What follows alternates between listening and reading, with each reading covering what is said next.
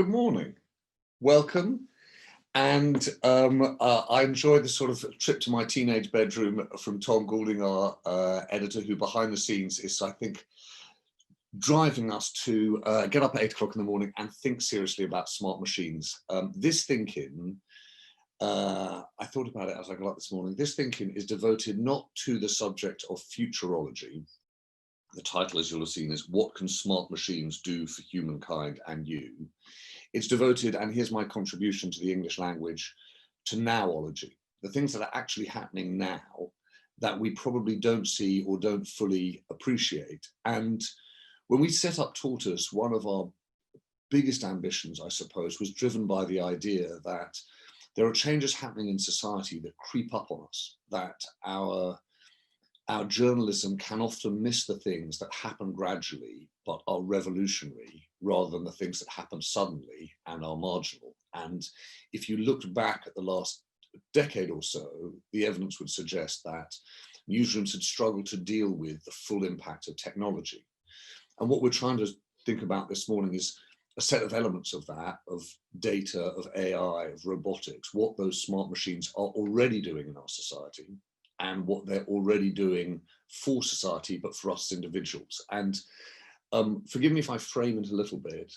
I had one of those formative experiences where I was sitting in a room with Bill Joy, who was co-founder of Sun Microsystems on the West Coast. This was probably a good 20 years or so ago. And he started the conversation by saying, who here in the room believes in eugenics? Who here would like to design their own baby? And no one put their hand up. And he said, who here would like to choose the color of the eyes and the color of the hair of their baby? And no one put their hand up. And then he said, who here would like to ensure that they can screen their baby to avoid asthma? And one person rather gingerly put their hand up. And then he went through a series of more and more debilitating and then deadly illnesses. And by the end of the list of them, every single person had their hand up. Every person wanted to screen their child for a particularly deadly illness. And he said, the point I'm trying to make to you is that we shouldn't fear what we fear. We should fear what we want.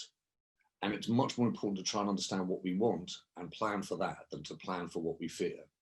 And so the nature of the conversation we're trying to have this morning with a really seriously heavyweight group of people who think about artificial intelligence, data, and robotics, what we really want to try and think about is what can these machines do for us? What are they already doing for us? And then how do we organize society to make sure that what we want doesn't have unintended consequences and deliver us what we don't? I'm going to just say for everyone who's here, this is genuinely an editorial meeting. It's an open news meeting. We run our thinkings with the principle of no questions.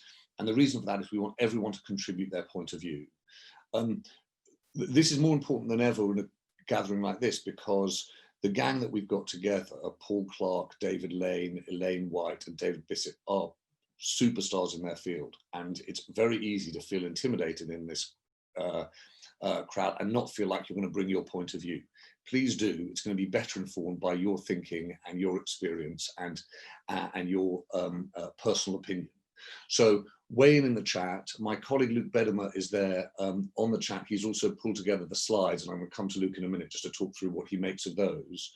But why don't we start, if we might, Paul Clark, with you. Paul, start with where we are. What are smart machines doing now, today, and where do we think this is going? So thank you very much, James, for that intro. I mean, as I completely agree with your concept of nowology. These smart machines, are around us already. They're washing our clothes. Many of us drive in them, catch them to work, go on holiday in them.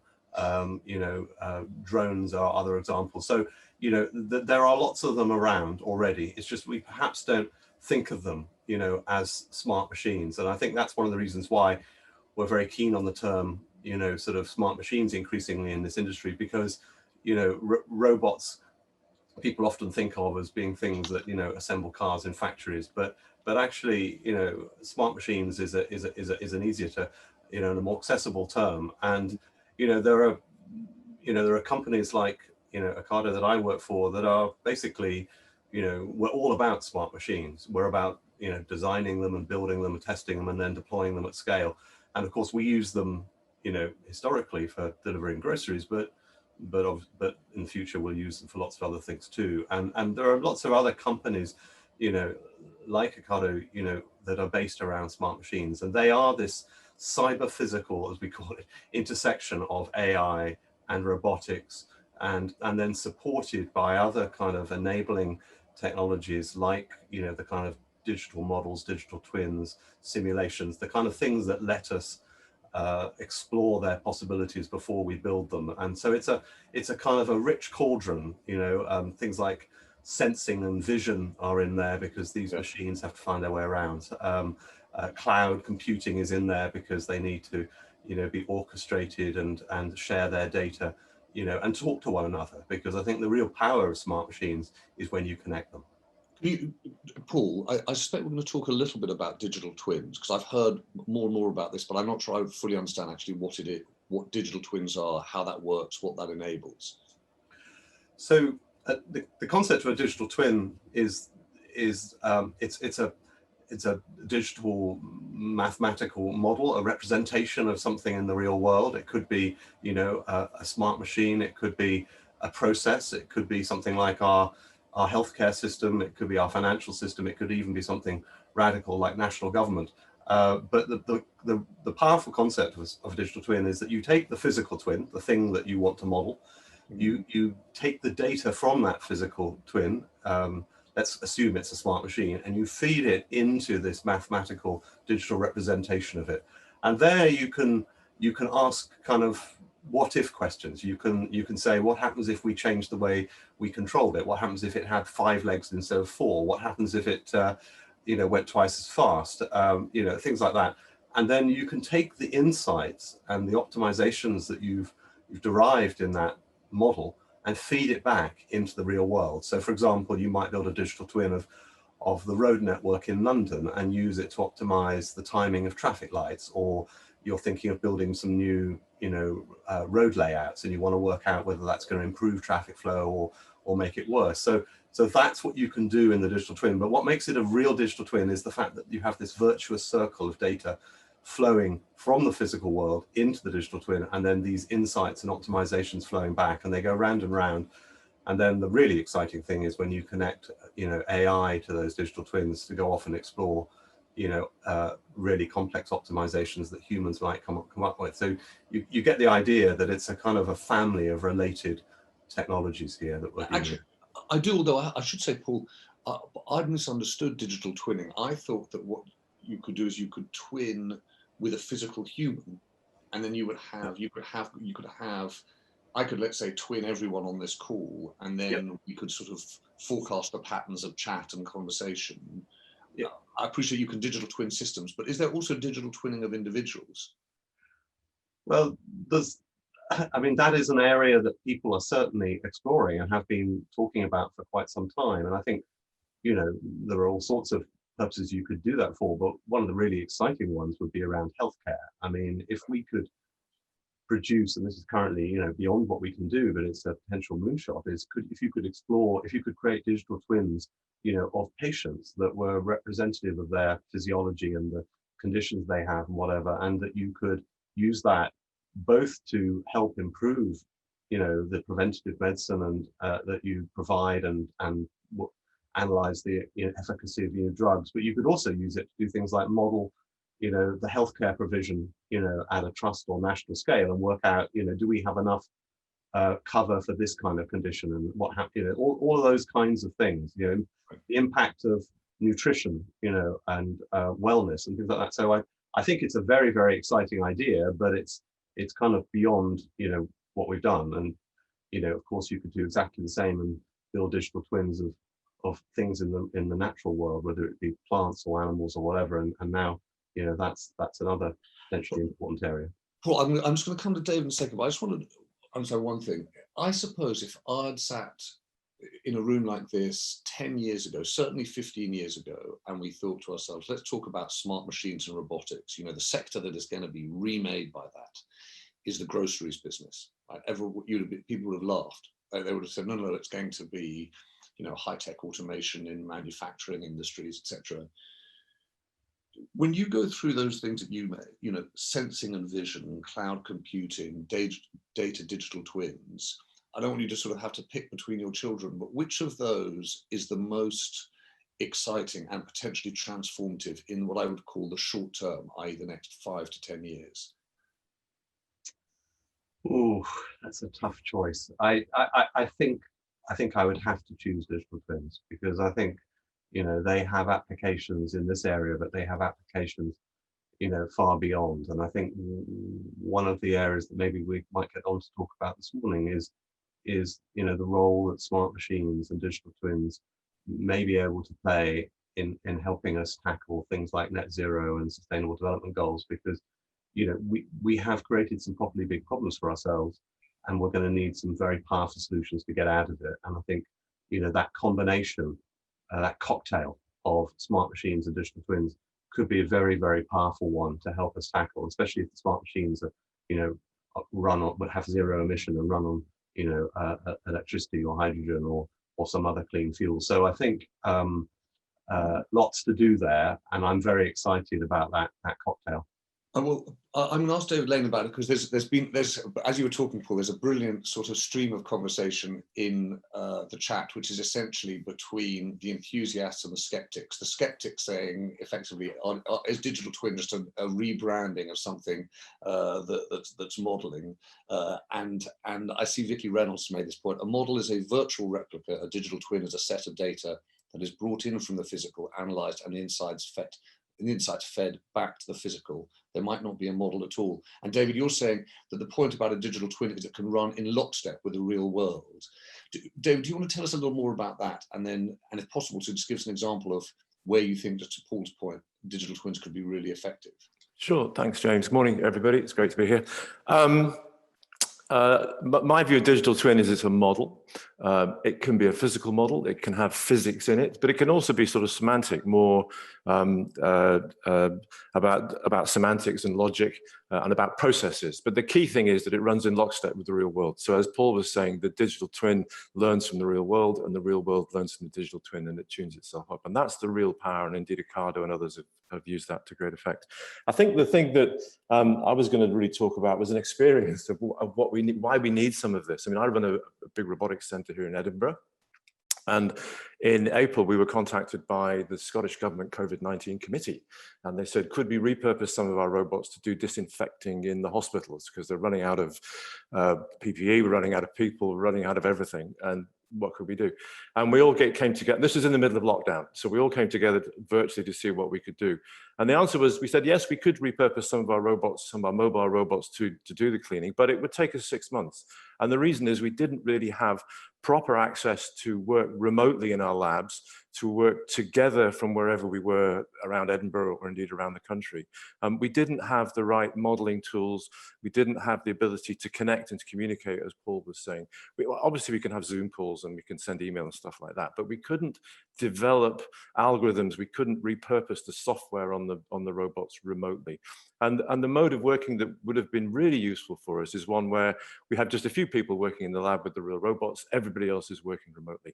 And if you want an exemplar of that, perhaps from popular fiction or culture, it's Jarvis in Iron Man, right? We're sitting logging in, right, and working remotely. And it's a kind of digital infrastructure that allows us to cooperate and to collaborate together and to be more agile, in this case, in responding to the exogenous shock of a pandemic. But it could be to other things. It could be to economic opportunity. It could be to, in this case, we were trying to be more resilient, and its resilience is an important thing that we care about. Or indeed working towards net zero. There's lots of examples of how we can use robots to be more environmentally minded, which we can maybe talk about later on. So there's a big piece of work there to get this digital infrastructure together and built. We think it's something that if we want our smart machines to be for public good, and that is our objective, then we don't want to end up going down the dystopian line that we see happening in the US with the large American IT tech companies at the moment, who, you know, the congressional oversight committees are starting to realize their size is a problem, their market dominance is a problem. So this digital infrastructure, we think, is something that should be in public ownership. It's used by everybody but owned by nobody. And it's a really key thing that's going to enable us as a nation to be, you know, competitive, to be responsive, and to grow the sort of businesses that we want. And so part of what we've been noodling about and thinking about is how do we make that happen? But David, can I just kick the tires on those two last ideas, because those things will make people's hearts sing, right? Smart machines for public good, and used by everybody, owned by nobody, right? And but I think that kind of utopian thinking is what characterized discussion of the internet in the early days. There was periods, and it lived in the world of scientists and academics, and they promised us something that was going to be democratic, that would connect us all, that would be fundamentally enabling. And I suppose the worry that you've got with smart machines is that, yes, the scientists might come up with something that have ambitions for the public good. They actually may not even have, some do and some don't, kind of ownership aspirations towards them.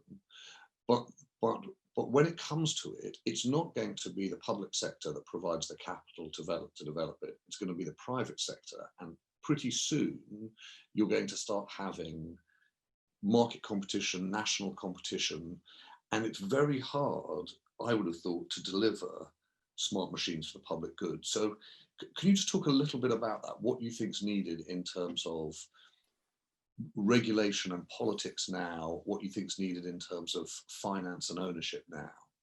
Okay, those are great points. I like to think about I'm old enough to remember the US cell phone system when it started. And in the early days, you know, if you were a Sprint customer, you couldn't call Verizon. And if you're a Verizon customer, you couldn't call your chums on Sprint. And indeed, if you moved between provider, you couldn't take your phone number with you. And so what government did was to legislate that that shouldn't be the case, that you should be able to, everything should be interoperable and portable. And as a result of that, that took all the heat and the concentration out of the market, the sort of thing you're talking about, James, and created something that was a telephone network that was for the public good. And as a result, you know, businesses flourished, people live better, we all communicate, and so it goes on. Okay, we've got social media on top of it, but that came later. So I think that's the sort of thing we're thinking about. This is why it has to be in public ownership, and that the digital infrastructure is available to everybody to use. It's maintained. We're thinking of having it come together initially as open source so that everybody can use it. But the regulation that goes alongside it and the legislation that goes alongside it learns from the lessons of what's happening in the US at the moment and the congressional hearings that we're seeing going on, and constructs it in such a way that data, as Paul was saying, data is shared. And ownership of data resides with the individual. This is a key shift from certainly what's happening on the internet at the moment. If you think about having the internet for public good, as opposed to the internet for public exploitation, public control, or public threat, which is what you see happening in different regions of the world. We want the smart machines to be developed in the same way. And we've learned the lesson of what's happened. I mean, the large American tech companies 15 years ago were hungry, snappy startups. And now look at them, right? So, you know, we want to grow this one a different way. And we've learned the lesson, and the timing is perfect of what's happening in the US at the moment. We want to learn that lesson and have that same regulation and oversight here in the UK from the get-go. So I'm going to just bring in, David, I'm going to bring in Elaine White. My colleague, Luke will give everyone the full CVs on the two Davids and Paul and Elaine. I say that because I'm too intimidated by quite the things they've done, and also they live and work in a world that I don't know well enough, and I'm going to stumble over my words. But Elaine went from a life in the RAF, is now at PA Consulting. But when we spoke about this yesterday, Elaine, the thing that really interested me was how you think about the ways in which AI, data, smart machines have real world impacts now, and also have some real world impacts that you wish them to have. Will you talk about some of the practical examples and then what you draw from that? For me, it's about how we grow the trust in society that allows these machines to come and have those positive impacts that we've heard spoken about before, and equally how we create the competitive advantage for the UK, so that we saw that table that you put on, 22nd on the league table of how robotics are used within factory settings. We have a productivity challenge in this country. So you can see there's so many different dynamics to this. There's the how it's used in the workplace, then how we as society see them coming into our daily life. I just got a new dishwasher, which is actually connected to the internet, which I thought was utterly useless. And why on earth would I want a dishwasher connected to the internet? And then I realized when my app showed that it had finished washing the dishes, my children said it hadn't finished washing the dishes, which is why they didn't empty it, that there is a potential use here. But equally, I realized I quite like it. This is what we think all smart machines are for, policing our children in the end. Yeah. But actually, from a safeguarding issue, I then wondered, what if my mum's kettle was connected to the internet? And I could see each morning that she'd got up and turned her kettle on. That was a really good way for me to get that feedback. So you can see how, from a well-being, from a trust perspective, that actually they can create the good use cases, whilst at the same time, of course, they create challenges in terms of the security and who else is seeing this information, and how do we put in the protective mechanism to help in that situation. But isn't Elaine, isn't the kettle example a brilliant example of the public policy problem we've got? In that, what you're saying about the kettle is the connectivity of the kettle is not really about knowing that your mum's having a cup of tea. It's knowing that she's healthy, up and about and alive, right? And what that suggests to me is that the stated use of the technology, the data, the machine, may be different from the social use of that machine. And that presents, it seems to me, a really difficult policy problem for regulators, picking up on David's point, because you're going to have to, A, understand the technology, difficult for people who don't live in your world, and then B, understand the second order consequences of what that technology can do and start to regulate for that. How do you, that's a dangerous leap of imagination for politicians and regulators, but is what needs to happen. So how do you plan for that? I think it's really challenging, and we have to start by understanding that smart machines are tools ultimately. We've heard the drone example used. Drones, from a trust perspective, took significant hit after the Gatwick incident for good reason. But actually, more recently, we've seen trials of drones being used to transport medicine, potentially COVID tests in and around difficult to reach people. And we can begin to get a sense of actually how that smart machine, and there's something interesting here, smart robots become called something different when they're actually in use, and that is a drone. It's no longer regarded a robot. But the smart machine, in that case of a drone, how it's actually being used for a cause for good. And what we're seeing in society is there is confidence when they're seeing something like a drone being used in a search and rescue perspective, plus 80% of people supportive of that. But actually, people aren't so comfortable with seeing their Amazon delivery coming via a drone. The deliveries are sort of quite low down on acceptance at 20%. It's how we combine those to demonstrate the greater good, the delivery of medicine to the Outer Hebrides in Scotland, for example, where actually speed is of an essence, and it's difficult to get them there any other way. And then, just practically speaking, Elaine,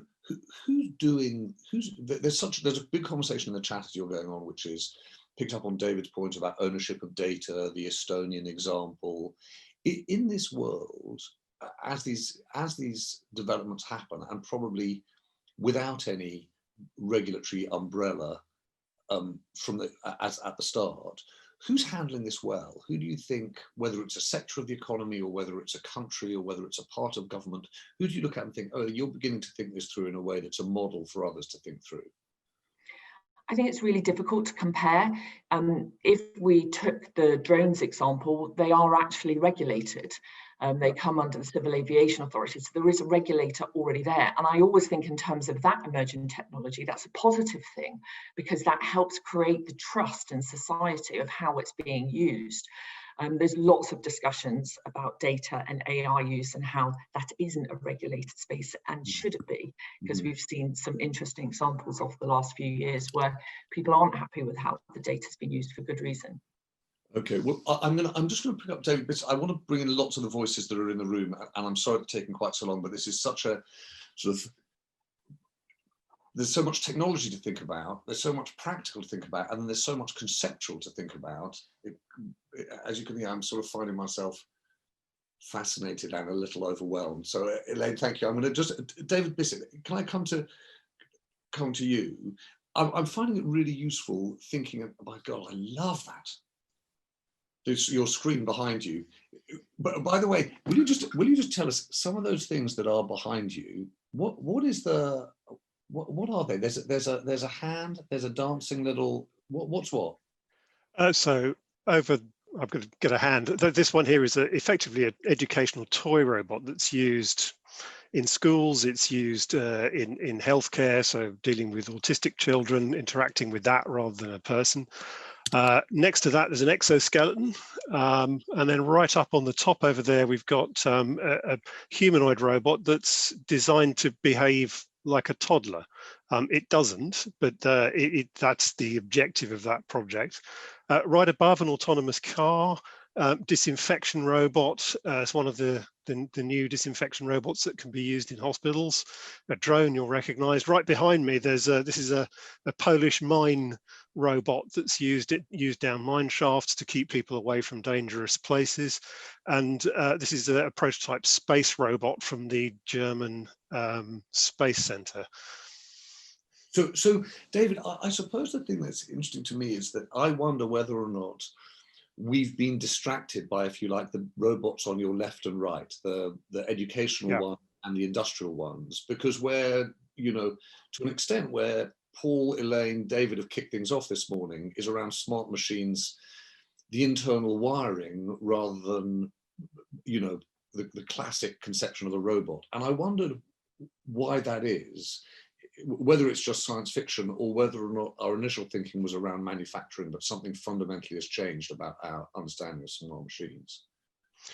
Well, I think if you take what most people think of when they hear the word robot, as you say, it's either going to be a factory robot, you know, the backdrop to a news item with some politician in front of a factory with loads of robots in the background, or it is the humanoids like the two I've got here. And that's really the only thing that people have been presented with. In fact, these smart machines are everywhere, as Paul's already pointed out. We're already interacting with them, and really things that get developed and get called robots in development actually turn up not being robots. So the smart vacuum cleaners, you know, they are robots, but nobody ever calls it a robot vacuum cleaner, at least not in their advertising literature. They talk about it just as the function that it performs. So the naming drops back to the function. A car, autonomous car, we don't call that a robot. We don't call an aeroplane a robot, yet they carry all the features of a robot. But David, just out of interest, because I think you worked at Dyson before, didn't you? So, yeah, that's correct. So we've had those robots in our homes. In the manufacturing process or in the design process, is there in effect a smart machines robotics team that's plugged in at one end and what I would think of as an industrial engineering team plugged in at the other end, or is that line blurred? Well, it has to meet in the middle. You can't build anything like this without a very broad spectrum of people. I mean, it's not just those two teams, it's also people who deal with interaction. A lot of these robots have to deal with people and interact with people. So you need social scientists and psychologists and interaction designers and all sorts of things to come in to blend together. You're not going to keep everybody separate, but yes, you're going to need a team of people who understand how to build an autonomous system, a robot, how to deal with the vision, the sensing, the motors, etc., and stick all that stuff together and make it work. And can we talk a little bit about that? Because I saw Chris Dabbs has made this point about you need anthropologists alongside technologists. Sure. And actually, I just saw that Sophie, I'm going to miss her name, but Sophie's made Sophie Hackford is her name, has actually pointed to the idea of machine behavior. I'm going to actually ask Sophie a little about that in a minute. But can you just tell us about how that works? Because I think that picks up on the point that I was discussing with Elaine, which is how do humans plan for machines as well as the other way around? You mean in their usage? In their usage, and then, you know, the way we Yeah. structure this conversation today is about humankind and for you. I can imagine if you're sitting in Dyson, even if you're sitting on a university campus, you can think about design of robots that work well for the individual. Sure. The humankind question is mine. How do you model it for society? Yeah, so there are obviously massive issues here that yes, you can make a robot that will interact in the right way to carry out a function, whether that's maybe looking after an elderly person at home or picking strawberries in a field and interacting with people. But there is obviously a bigger picture that these things could be used in ways that are inappropriate and regarded as being unethical. So one has to be careful of that. Right. Well, David, I think that Chris Dabb just messaged me to say he had to go, but Sophie Hackford, can I turn to you on this, just because you look like you're better read on than me. What's your point about machine behavior or robot anthropology? Would you just explain? Are you there?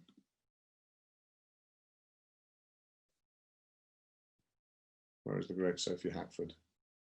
She's raised a massive idea and then left us to live with it. I'm going to come back to you, Sophie, if I can, in a moment.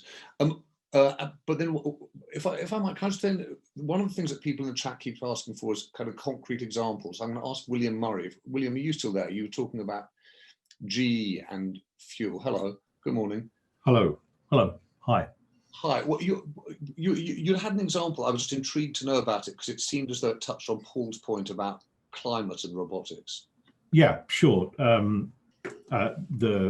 position I take, I guess, is there's quite an important difference between the simulation and what we're now calling a digital twin. And as one of my ex-colleagues from Arup said on the chat, is that we've had simulations around for 50 years. And they're really rather good at doing things, and they still become more and more accurate at representing and predicting a person, a process, or an asset. You know, there are simulations that power call centers, for example. But if you take, and it's not just GE, I mean, it's Rolls-Royce as well. They have digital twins for their engines that can tell them exactly when to clean them, which is an expensive exercise because you take the engine out of service. But cleaning it really, really helps the efficiency of the fuel burn.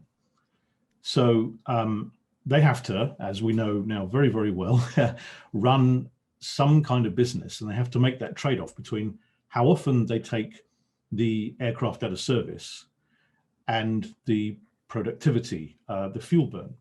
And twins, GE twins, do that really, really, really well. So there's less CO2 coming out of aircraft because of real digital twins. And the critical thing is that they do it within a particular timescale.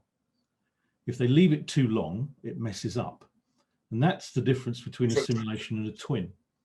A twin helps management make decisions. William, forgive me, when you say they leave it too long, if they leave the gaps between tests too long? Well, between cleaning the engine, it just gets blooming expensive. Okay. Oh, I see. So the thing that I just want to put out there is, I mean, we've got some great debate going in the channel about the difference between simulations and twins. The point is the definition's evolving because we're doing so many more things now than modeling nuclear flasks 40 years ago and impacts and things like that. So the definition could be different in 5 years' time. But for me, in the sort of research that we're doing when we talk to enterprises, twins have to help management of public and private sector bodies make decisions within certain timescales. If they're not, they're just simulations. Is there, and William, is there, for those of us who don't have a Pratt & Whitney or a GE Aero engine in the shed, right? Is there a world in which this kind of digital twinning is going to enable individuals to make more efficient decisions? So a lovely story.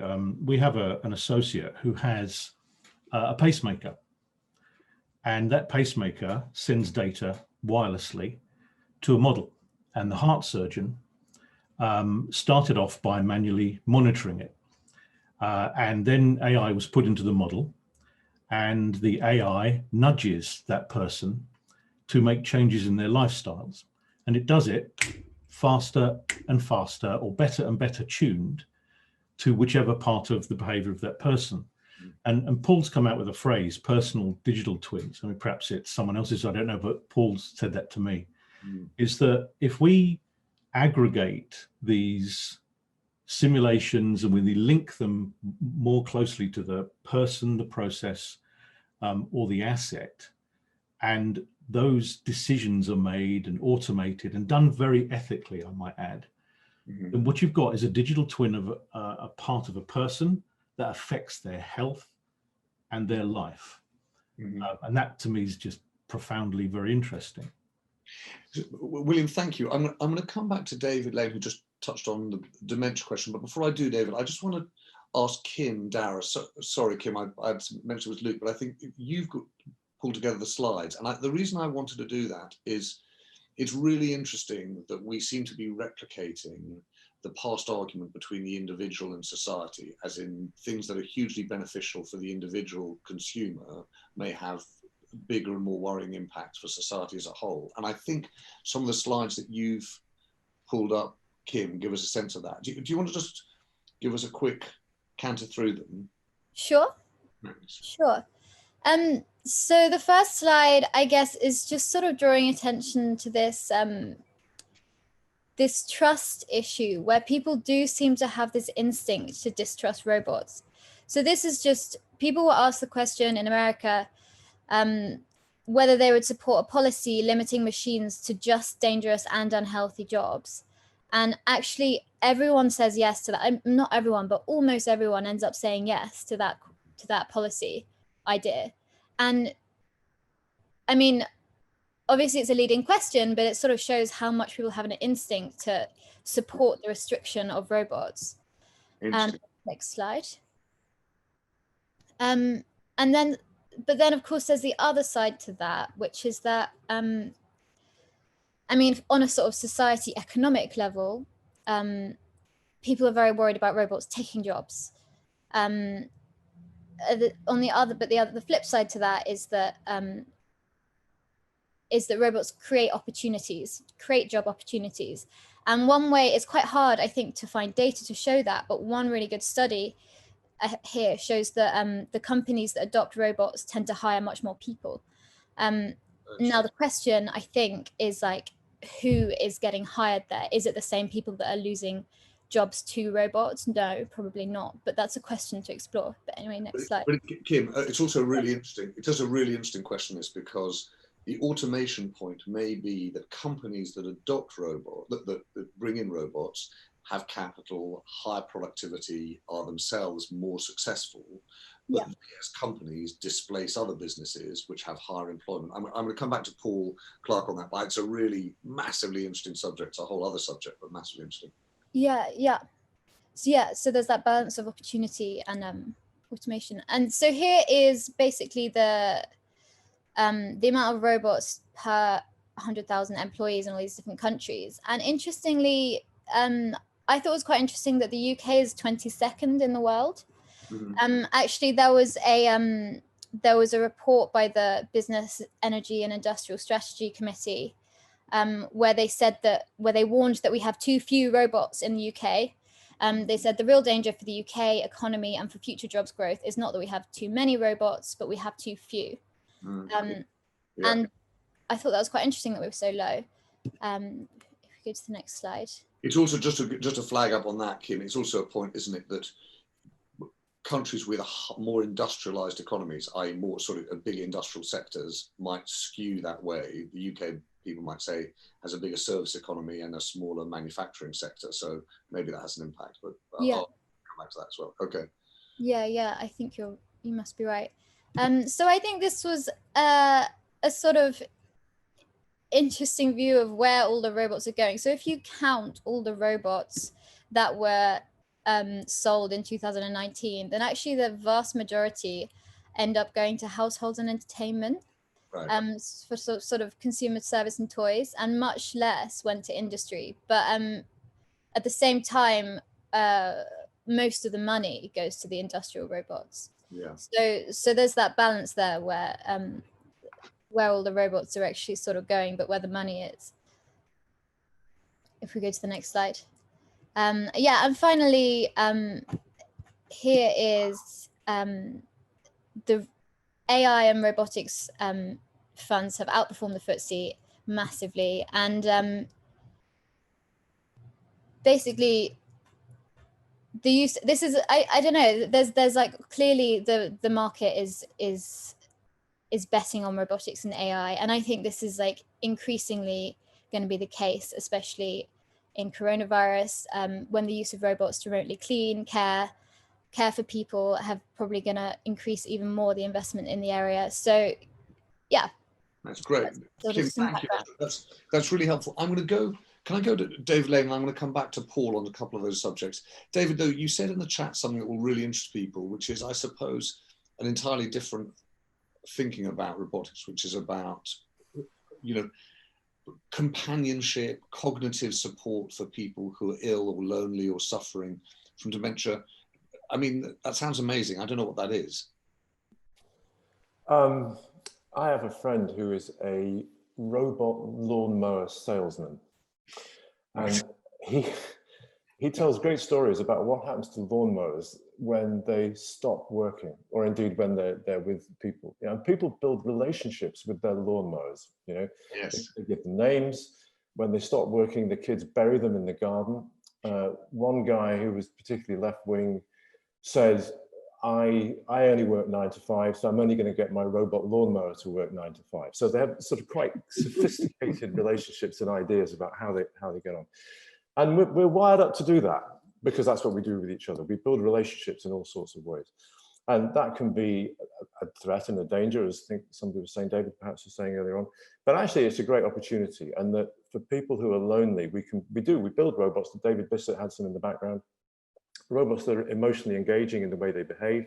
They're like animals. They're simple, perhaps, in their behaviors, but they can provide that kind of cognitive support and companionship. And we have companies in this country who are building, I won't give a plug, but who are building robots that do that kind of thing. You know, and I've taken them into care homes. I've been with my partner's mum, and indeed the nurses, and they all had a great time with a small sort of pet like robot. So it's a huge opportunity, and more than just support for the elderly or people with dementia or people who are lonely. In education, it can provide, you know, we're interested in diversity. We want to get new kinds of people involved and interested in learning to program, for example. And if you've got robots that are emotionally engaging, then it'll be attractive to, dare I say, more than just the normal nerd-like behaviors and people that that kind of get involved. It can be much more diverse than that. So it's a huge opportunity, I think, and we'd like to see more of that. So David, I want to bring some of the people. I'm going to come back to Paul. I said I would in a second, but actually, Vicky had a point right at the beginning about digital twins and what they can do. And I don't know whether Vicky is still there. I realised that I asked Sophie Hackford in on the conversation, and she was driving, which is a new, you know, category error in the thinking. So forgive me for that. But there, okay, great. Vicky, you're not driving. You're not. I'm being dog crashed. But that's fine. Okay, so you're multitasking. You're thinking about the future of digital twins and taking care of a dog. But just tell me, your point was your point was about the capacity of these models, the capacity of these digital twins. Yeah, I guess I can't remember what my comment was now, but in terms of capacity, they have to.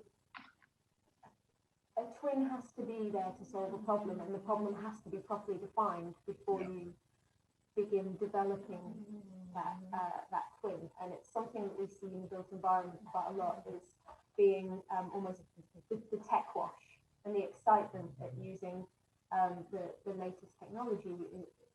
You get companies saying we need to twin up, Right. And they don't really know why or what for, and then they get no benefits from it, and they're surprised, and then it pushes the whole mindset of the industry back another 18 months, 3 years, or whatever. I'm not sure if that was.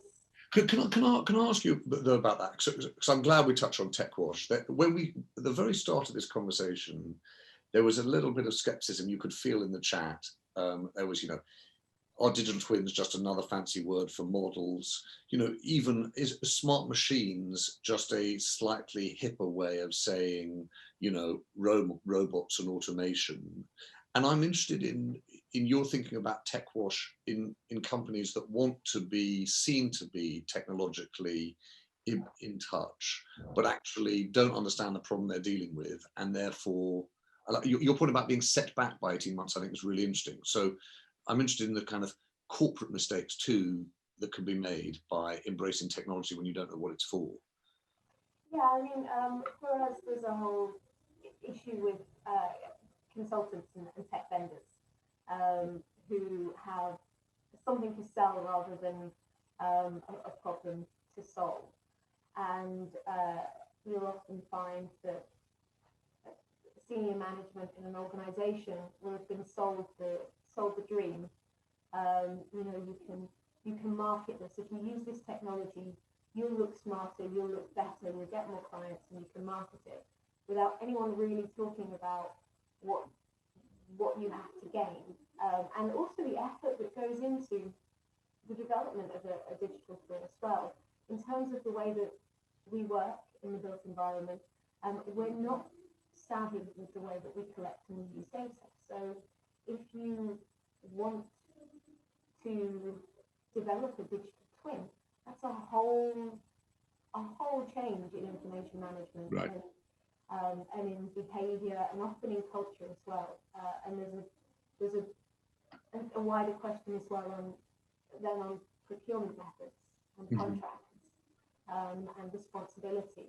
And so it's one of those things that it seems like you can hand over £500,000 and get a fancy twin of an asset, but actually you're not. You're handing over the money.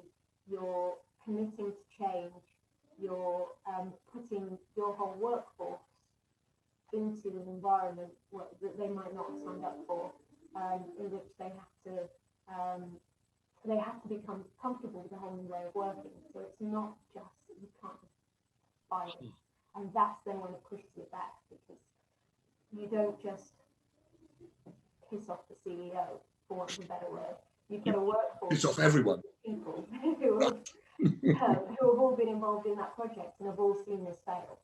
It's so, I mean, the reason, Vicky, thank you, because I think that this issue, which is the intersection of technology, data twins with our working practices, is a source of friction and tension that we probably don't fully appreciate yet. We leap immediately to automation, to people being put out of work, but actually having their working lives transformed in ways that may not necessarily work for them, I think is going to be a massively interesting subject. I'm going to do a kind of handbrake turn, if I might, and just come to Lisa G for a second, just because there's something that's been a thread through the conversation, probably prompted by David Lane's point about the way in which machines can interact with people, and we talked a little bit about anthropology of machines, but Lisa, you're talking about play rather than relationships, which is very, very different from decision making, and very, very different from, if you like, kind of industrial digital twins. So what have you got in mind? Well, I was thinking about the kind of how people were talking about watching people build relationships with machines. And I'm wondering if we're thinking about that possibly in the wrong way. And what we're seeing is not a development of relationships any more than, a child of my generation might have built a relationship with a favorite doll, soft toy, or dinky toy car. And actually what we're seeing when we take those sort of robots with sort of humanoid characteristics into care homes or play environments is not something that we should term particularly as relationship building, but more about, I'm thinking if we're taking them into care homes, in a way, a reanimation of play, which again could produce the same kind, I suppose, get the same kind of that alive reaction. Right. In a way. Yeah. That, you know, completely thinking out loud. Haven't thought about that before at all before this morning. The thing that's interesting about it is that we're now into a world that is complicated enough human to human. You know, we're suddenly into the world of the relationship between play and education and companionship. And I'm going to bring in Tom Westgarth, because as you were talking, Lisa, Tom essentially asked a question which I think is the question, which is, given the machines we're discussing seem to be that, the key question seemed to be, given the machines we're discussing seem to be that of aligning the values and preferences of machines with those of humans. Tom, why don't you, as you can see, I'm stumbling over your question, but it seems to me to have put the finger on the central question of this morning's conversation. So what are you getting after? Yeah, apologies if it wasn't written in proper prose that tortoise normally do so well. But yeah, the question that I think is fundamental to making sure that we design not only safe machines that mitigate any risks, but ones that obviously maximize the potential benefits that we're all discussing, that we can get really excited about, is can we make sure that the objectives of machines or robots or whatever kind of intelligent entity we're talking about here can be aligned with the values of human beings. And that's actually a really hard technical and moral question to wrap your head around. So you've got the technical aspect, which is, you know, let's say you give a robot a task of getting you a cup of coffee, and you say, oh, well, let's go and, you know, you go and do that. But let's say the nearest coffee shop sells only really expensive coffee, or there's not a coffee shop for 100 miles away. And you've got to somehow kind of work in all these technical caveats to make sure that it doesn't go off into the desert 100 miles away, come back 3 days later with a cold cup of coffee that's mangled and horrible. That's obviously not what you want. So there's that. There's also the moral aspect of it in terms of, you know, how do we ensure that machines are going to have a task that protects, let's say, human rights, or is it going to be a moral framework that maximizes utility? What are these, because I don't think we necessarily have a clear moral compass or moral philosophy carved out that we can all agree on. So Anton, by the way, the thing that really I worry about is who decides, right? If we said, okay, let's get Lisa and Tom to decide, that'd be fine by me, because at least it'd be someone, right? At the moment, the worry is that there's no one clearly in position to decide. I'm going to put your point, if I might, to Paul, because Paul pulled me up for kind of confusing my robots and my smart machines, those that are instructed and those that can learn. But Paul, will you follow up on Tom's point, if you would, which is, how are we going to align these values, these human values, with the capabilities of these machines? So I have two immediate thoughts on that. So one I've tried to answer in the chat already, which is I completely agree. We have a huge amount to learn about how we will live with, coexist, delegate to, share our lives with these smart machines. And I think some of that we can do with models like we've been talking about, but some of it we have to do in the real world. And that's where this concept of living labs that, you know, many of us use is so important, because there are things we struggle at the moment to model. Sorry, Paul, what is a living lab? So a living lab is kind of one example of, you could say, is a bit like putting stabilizers on a bike, but in this case you're putting it on a smart machine. You know, it's once you've done all the kind of the modeling you can do, and you want to start letting your smart machines out into the real world, you know, you create an environment that is more constrained but is still realistic. So, you know, we're building one in Hertfordshire at the moment, but that's in the chat. But anyway, the point is you constrain, you add constraints to keep people safe and the smart machines safe whilst they're, you know, tripping over and making mistakes and things like that. But over time, as they mature and get more capable, you can release those constraints. But the whole point is you involve people in those living labs, because it's all about the diversity of the challenges, you know, and that could be, you know, it could be people getting on an autonomous shuttle bus, it could be people getting, you know, deliveries to their front doors, it could be, you know, a a robotic assistance that helps you get out of a vehicle and takes you into a hospital or whatever it might be. So there are lots of, but the point is you're learning by doing. That's the thing that makes a living lab so special, and that you're dealing with the unintended and unexpected consequences of that diversity that you're subjecting the smart machines to. So that's one thing. I think the other one, in terms of Tom's point, which I think is really important, you know, and I definitely, well, I'm gonna make 2 points. One is, we can't predict all the first order, let alone the second order and the third order effects here. But one way or another, you know, this is going to happen at an international scale. And that's why, as I said in the chat, I think we have to focus on education as being one of the few insurance policies for dealing with the unintended consequences of all of this, because, you know, our lives will change on the back of this.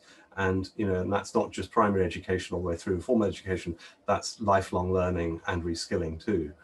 But I think the other thing, and this comes into the AI debate too, and it's true for smart machines, is, you know, we mustn't elevate these to some level of, you know, unique intelligence. We're comparing them with humans, and I'm afraid humans have lots of faults. You know, we have, you know, criminal intent, we get tired, we make mistakes, we suffer bias, we, you know, have blind spots and so on, you know. And so let's just bear in mind that what we're talking about is introducing smart machines and AI into a world in where humans, in a sense, are the baseline that we must compare them with. And these machines, they will make mistakes like we do, and we have to be prepared for that, because they aren't somehow, you know, some unique new form of intelligence that is guaranteed to be perfect, but they will learn and improve over time if we give them the chance. Well, thank you. I feel terrible because I see that we've run out of time, and as we were speaking, actually Elaine was making this point that I think is the sort of the critical one here, which is, we talk about these smart machines as one, and obviously they're not. There's a huge variety of it. I'm going to do this if I can, because I suspect that editorially we've learned our lesson this morning, and the lesson is that you can't begin to tackle this subject in one go. If I mark my own homework on this, I'd give us a generous 4 out of 10.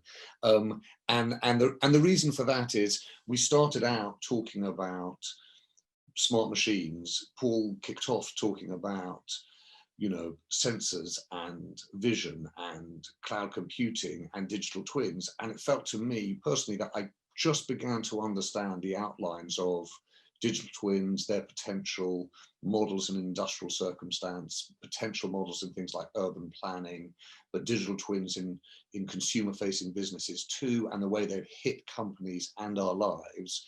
You know, William Murray's example of the aero engine was sort of one of those ones that you could really see and feel. So I began to get a sense of that, but then I realized that all the other ones, sensors and vision and cloud computing, we didn't even land a glove on. So the first thing is to say, I suppose the first lesson I take of this is we've got a lot more work to do.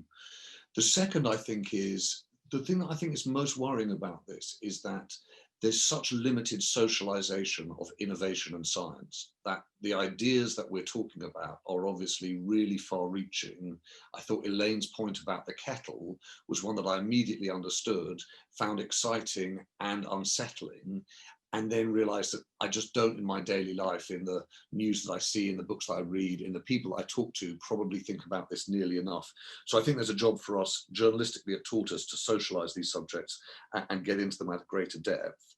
I did think that we did fall into that classic journalistic thing of saying, let's go for a headline that can appeal to everyone, smart machines, and then very quickly find that we stumble over that generalization. So I thought that, you know, Gurtej's point in the chat, which is, would probably be better beginning to organize ourselves around smart data machines versus smart industrial machines, was really helpful. I suppose at the end, the thing that's really, really interesting to me are the points that David Lane and David Bissett made, which are around how do you organize a smart machines for the public good? And I think that is that that's the place where a journalistic organization feels like it can weigh in. It speaks to your point, Tom Westgarth, which is the fundamental question, which alignment of values with outcomes. I suppose we need to do a lot more thinking about David Lane's point on ownership, right? And a lot more thinking about future-facing regulation, and a lot more thinking about Vicky's point around ways of working. Right? These are organizational issues, not just for national governments, but for companies and communities too. So I suppose if you won't mind, rather than say, oh, well, we've had a good conversation about smart machines and we've come up with the answer, I feel as though we've had a good conversation and we've come up with a set of more granular questions. And for that, I hope it's been a useful hour for people. As you can hear, it's been from my voice, it's been absolutely illuminating and fascinating one for me. I could go on for ages, but we've all got days to get to. So with that in mind, could we just say a big, cheerful, smiling, waving thank you to Elaine White, to David Bissett with the coolest backdrop of anyone who's come to a think-in, to David Lane, who's got up at what seems like it must be earlier in Edinburgh, just because it's considerably darker, and to Paul Clark as well. Thank you all. It's been a fascinating morning. I hope we're going to get to talk about these things in greater detail in the future, but you've really helped us think it through. Have a very good day, everyone.